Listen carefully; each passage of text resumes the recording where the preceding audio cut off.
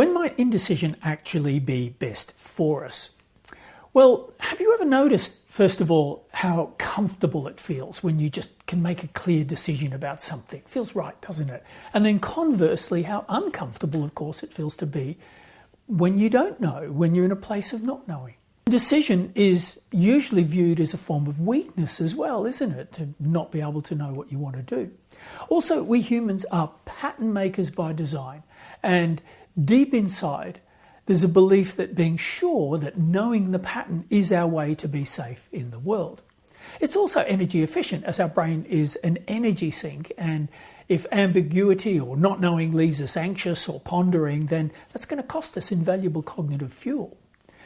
Over time, we've also evolved an attribute known as valence bias, which enables us to be able to make quick decisions, or it's about making quick decisions in our world. And all of these traits that we have were all, in a sense, factory installed a very, very long time ago in order to help us to remain safe in a world that was both very different to this current one and much more dangerous at every single step.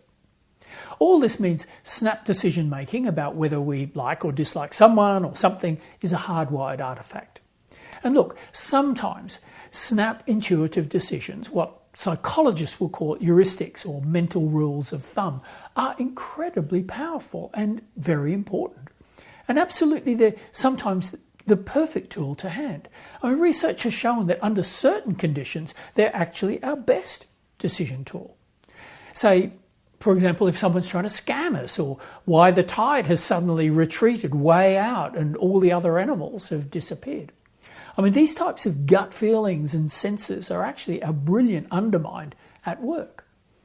But if every aspect of our world was treated in a sort of binary good-bad manner as some kind of problem that needs to be solved right now, then we leave ourselves with no room to accommodate all the complexity and uncertainty and duality, in a sense, that actually characterises a great deal of our lives.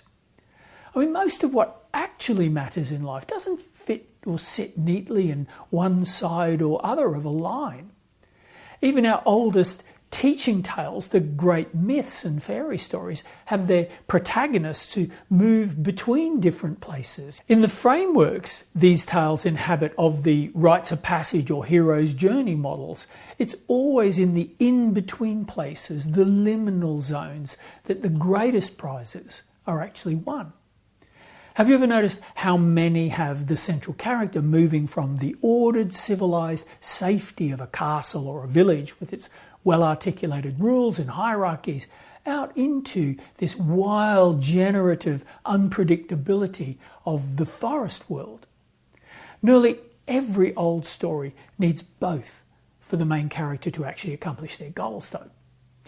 Their total immersion in the wild is also often viewed as almost a kind of death or a period of sort of madness, an initiation into meeting one's feral inner world far outside of those rigid rules of the castle or village life. Yet important to note is all the myths never seem to argue for one side winning, right? As though one's better. Both have value, and both could quite comfortably coexist, and in fact it's generally considered optimal in all of those tales that they do. Neither one needs to be preferenced. I believe all these already point us to something very important about our world and living in it well, the one we're in now, that all too often it's in that liminal, that sort of in-between unformed space that our most optimal life unfolds.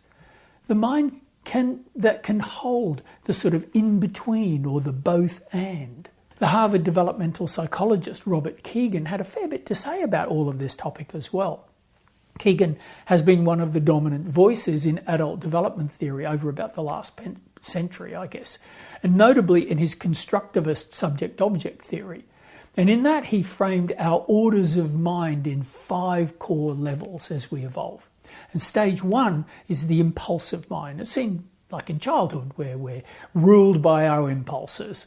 Stage 2 is the imperial mind of the adolescent, right? Ruled by one's personal needs and interests, while it begins to a little bit recognise that others also have needs as well. Stage 3 is the socialized mind, and that's common in most adults, where we define our identity based on the values, opinions, and approval of others, or just society at large. We need to fit. Stage 4 is called the self-authoring mind, and that's where it gets really interesting. And here, instead of looking to others for validation, individuals construct their own internal compass and ideology and identity. We become ourselves, while still also acknowledging that we fit in societies. But it's in the 5th stage, the self-transforming mind, that Kegan really sees also as the apotheosis of our adult development. And it's in that he explains why the ability to hold multiple truths and to reside within complexity and ambiguity is a truly evolved mindset. I mean, people at this level, at this stage, are not bound tight by single rigid ideologies and can easily hold multiple conflicting viewpoints all at the same time.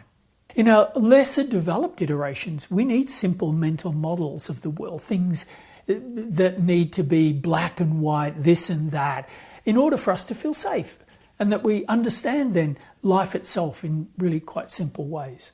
Think of how many folk need to place the world or other humans into clear binary categories in order to fit their model of the world. There are a lot these days. Maybe there's always been. You're either in or you're out, you're man or you're woman, you're one party or another, and on it goes.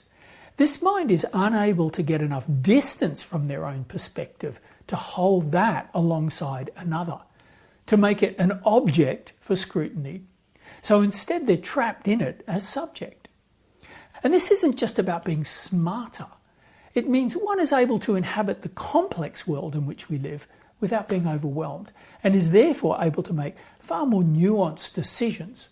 Big, evolved people have big, evolved minds, and therefore live in bigger, more evolved worlds.